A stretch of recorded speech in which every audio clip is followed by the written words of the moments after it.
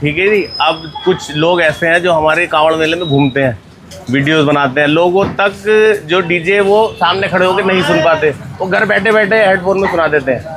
उस्ताद जी यार राज भाई बिल्कुल सही, तू कुछ बोल तो ले। बिल्कुल सही कर रहा है।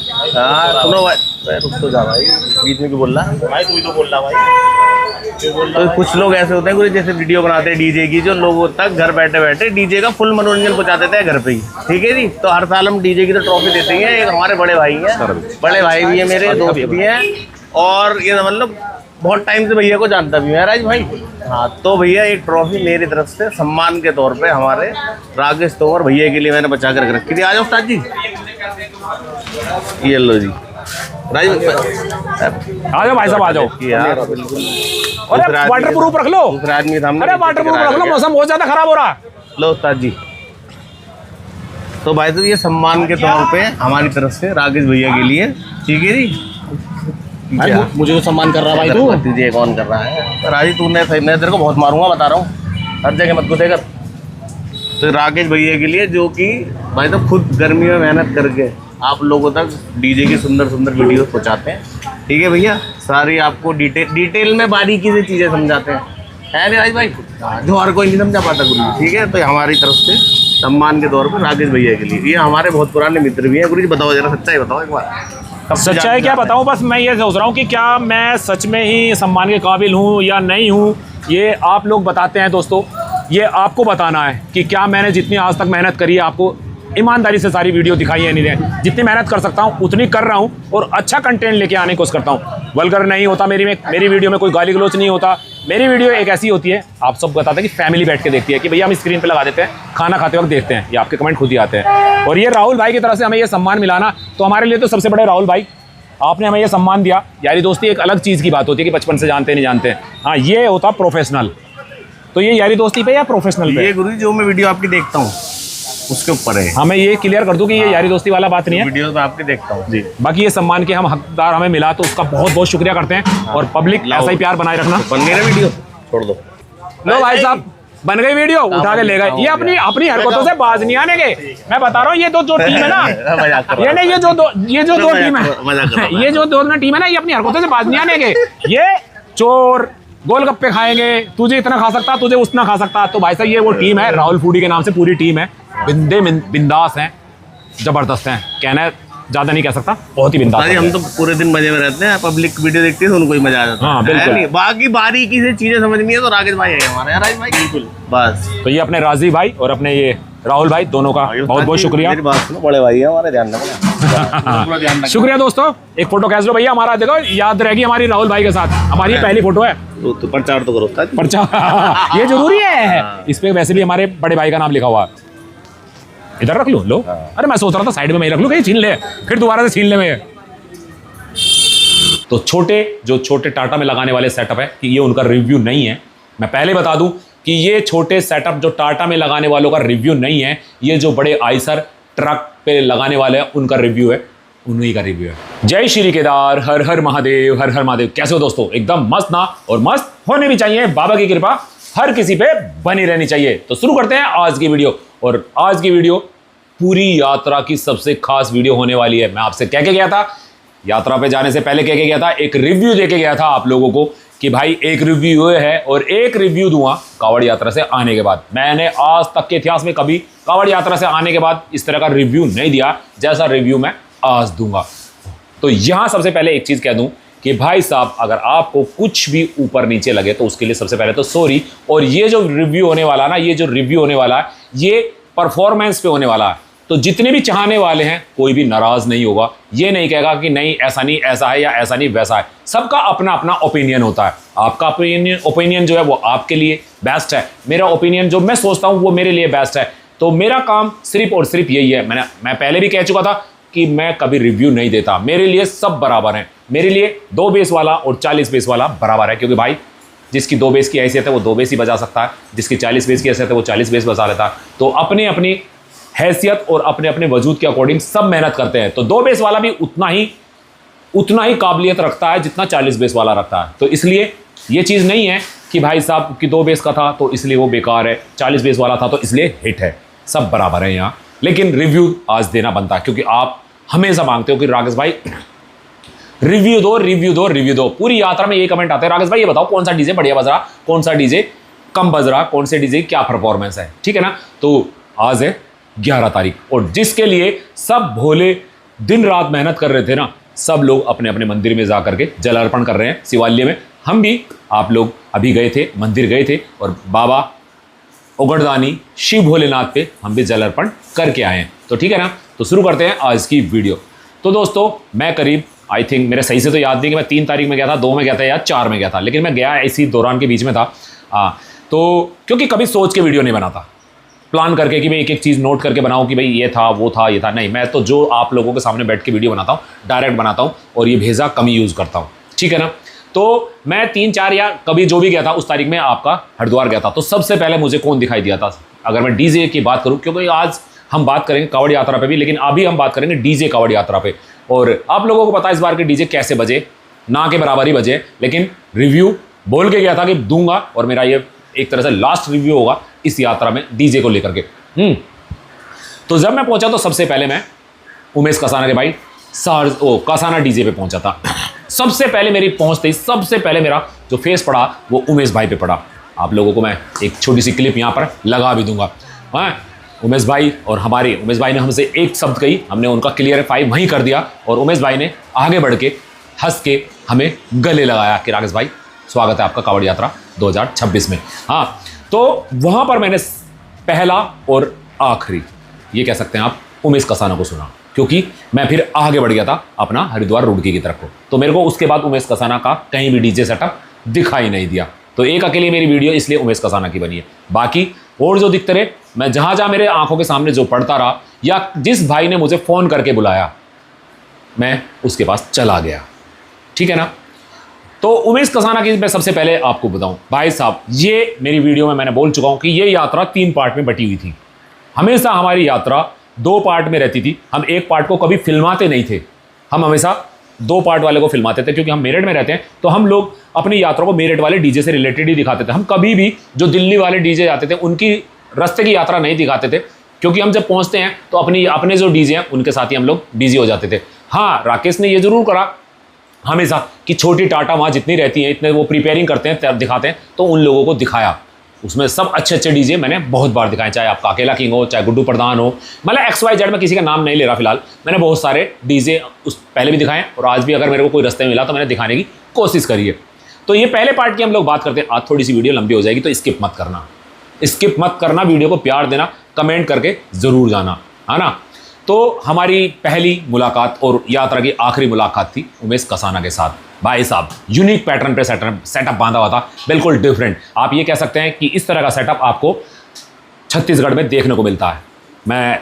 मुझे मेरा सौभाग्य है कि मुझे पहले भी कोरबा वालों ने इनवाइट किया था और मैं सबसे पहले अपने मेरठ से जाने वाला यूट्यूबर मैं था जो वहाँ पहुँचा था। हाँ, और उसके बाद इस साल भी हम लोग गए थे। तो ये जो पैटर्न था ना, ये कुछ मिलता हुआ था। मैं पूरी तरह से नहीं कहूँगा कि पूरी तरह से पैटर्न, क्योंकि जो बेस लगाई थी ना आगे और पीछे, इसमें से थोड़ा सा भी छत्तीसगढ़ में मिलता है, थोड़ा सा। बाकी जो अंदर खड़े होकर उन्होंने अपना प्लेटफॉर्म बना रखा था जहाँ पे डीजे ऑपरेटिंग करने वाले थे, या स्पेस बना रखा था उन्होंने, काफ़ी सारा स्पेस बना रखा था। इस तरह का स्पेस आपको छत्तीसगढ़ में देखने को मिलता है। तो ये इंस्पायर कह सकते हो, क्योंकि उमेश भाई हमारे वहाँ भी गए थे। और देखो एक चीज़ मैं बता देता हूँ, यहाँ किसी को भी जेलसी रखने की या ये कहने की ज़रूरत नहीं पड़नी चाहिए कि नहीं जी ऐसा नहीं वैसा नहीं। भाई इंस्पिरेशन कहीं से भी मिल सकती है। अगर मैं यूट्यूब चैनल चलाता हूँ, मेरे से मुझे कोई यूट्यूबर दिखता है कि यार ये चीज़ ये कर रहा है, तो वहाँ से अगर मुझे हल्का सा भी हिंट ले लेता हूँ तो उसमें कोई बुराई नहीं है। बाकी अपना दिमाग लगाया उमेश भाई ने, इसमें कोई दो राय नहीं है, पूरा का पूरा दिमाग बाकी उमेश भाई ने अपना दिमाग लगा कि भैया किस तरह से करना है।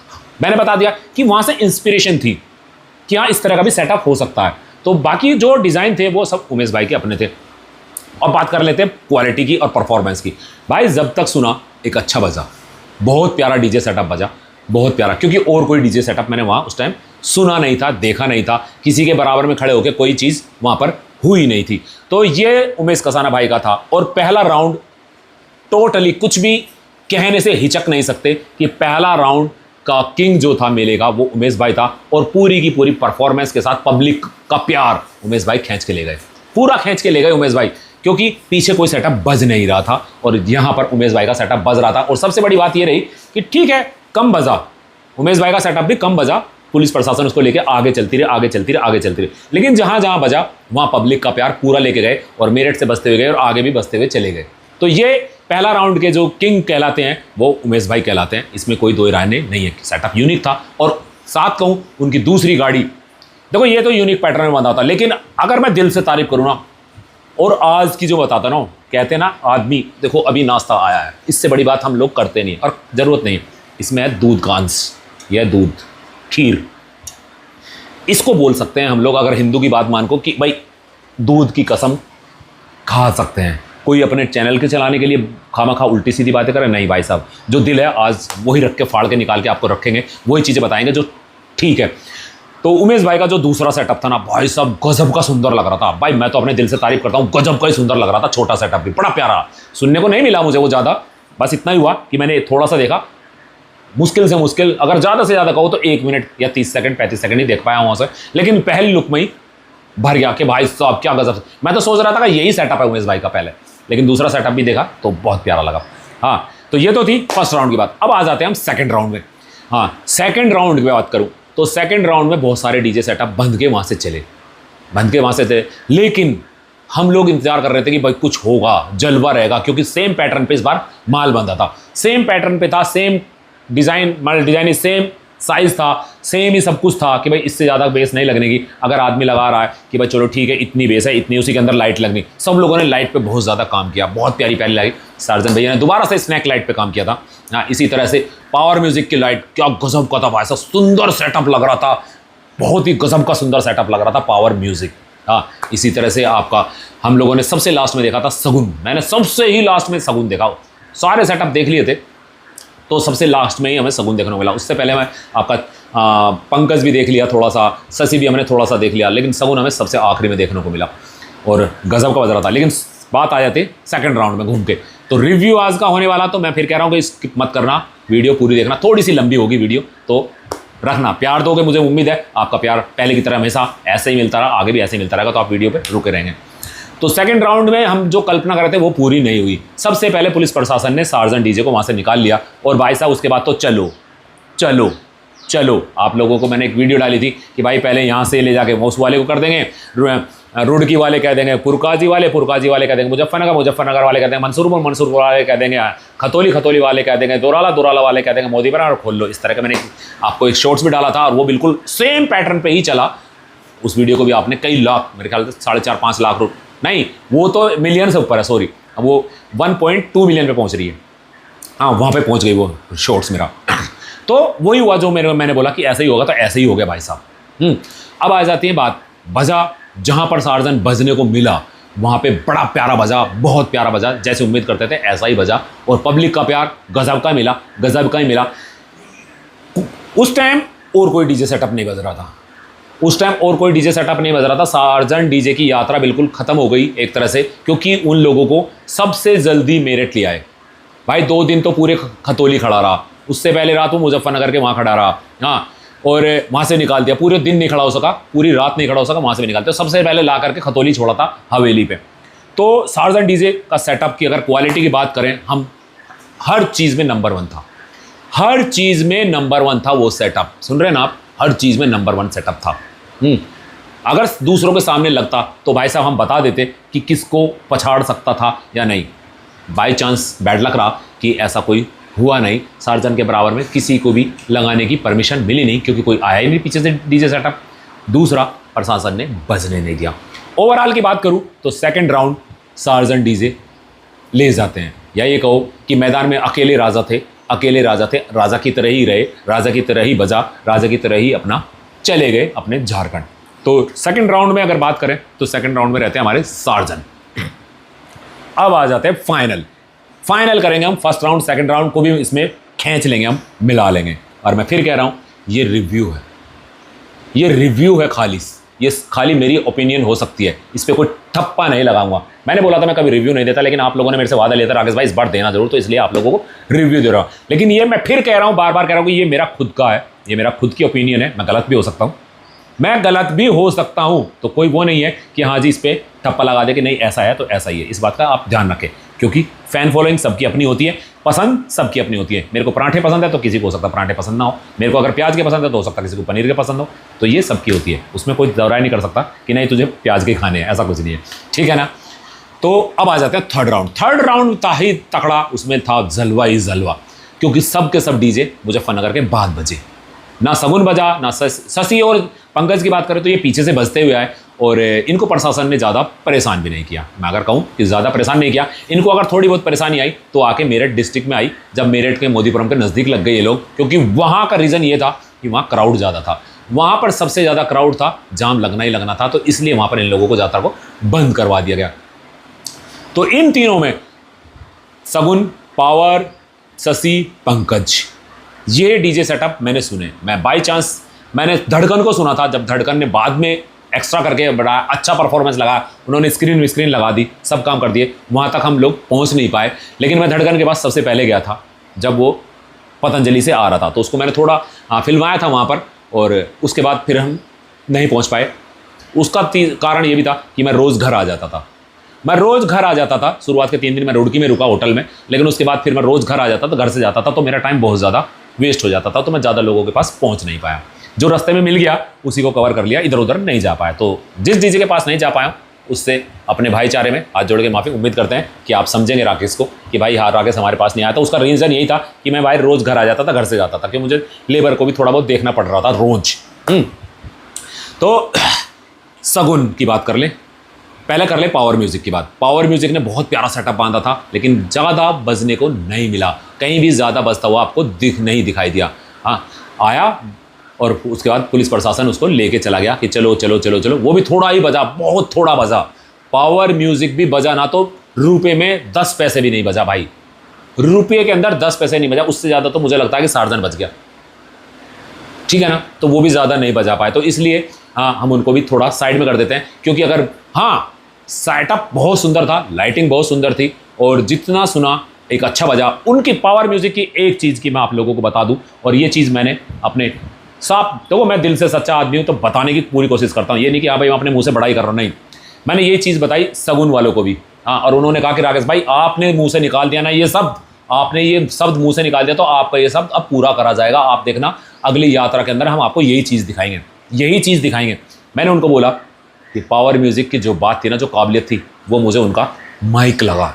जब वो माइक पे कोई बंदा बोल रहा था ना, भाई साहब आपको मेरी आवाज़ भी बेकार लग रही होगी, फटी हुई महसूस हो सकती है या क्लियर ना महसूस हो, वो जब बज रहे थे ना तो ऐसा लग रहा था आहा क्या बज रहा है, कौन बोल रहा है, कौन बंदा बोल रहा है।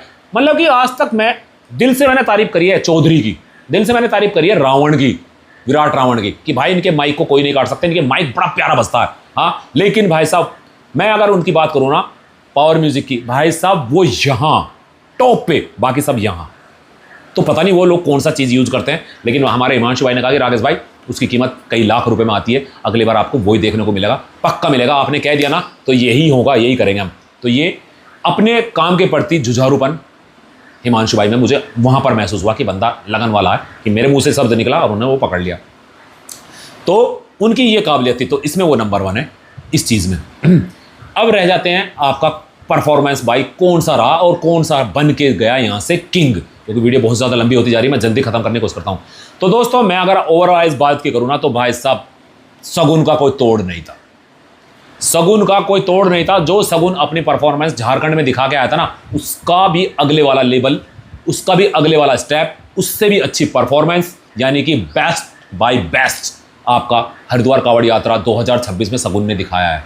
हाँ, और ये अकेला ख्याली मैं नहीं कहता, ये पब्लिक रिव्यू भी लिए है वहाँ, मैंने उन लोगों ने भी बोला है भाई साहब गजब गजब बज रहा था, तकड़ा ही बज रहा था, बस क्या कहूँ, शब्द कम बढ़ जाएंगे।